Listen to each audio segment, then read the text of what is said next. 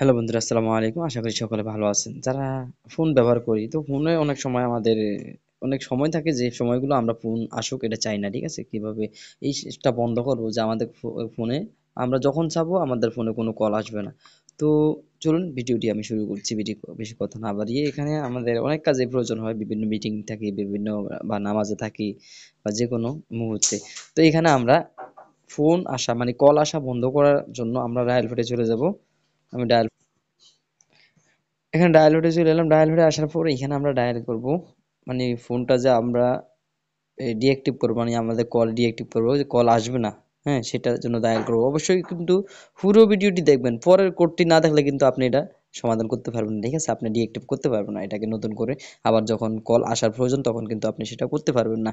তো এখানে পুরো ভিডিওটি কন্টিনিউ করবেন। এখানে আমরা প্রথমে কল আসা ক্যান্সেল করার জন্য আমরা ডায়াল করব *21# শুধু এটিকু ডায়াল করব।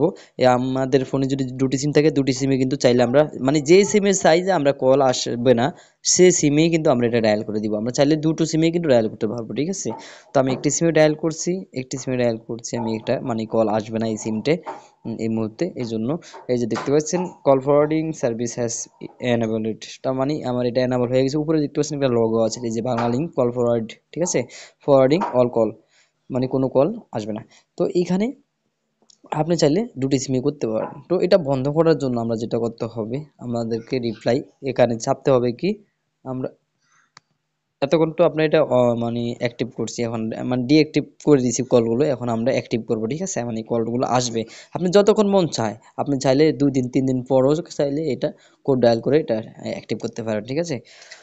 তো কল আসবে সেটার জন্য আমরা *21, সরি #21#, প্রথমে *21#, এখন দেবে #21#। এটা দিলে কিন্তু সার্ভিসগুলো আমাদের অফ হয়ে যাবে।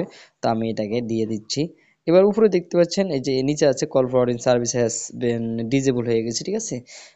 আগে টেনাবল হয়েছে, এখন ডিজেবল। এই যে উপরে দেখতে পাচ্ছেন, আমরা উপরে ক্লিক করলে উপরে দেখতে পাচ্ছেন কোনো রকম এনাবল নেই, মানে কল ওয়েটিং এর কোনো লগও নেই। তার মানে এখন কিন্তু এটা সমস্যার সমাধান হয়ে গেছে, ঠিক আছে? আশা করি আপনার ভিডিওটি ভালো লেগেছে। যদি ভালো লেগে থাকে চ্যানেলটি সাবস্ক্রাইব করবেন, অবশ্যই একটি লাইক দিবেন আর শেয়ার করে দিবেন, অনেকের উপকার হবে। ধন্যবাদ সবাই।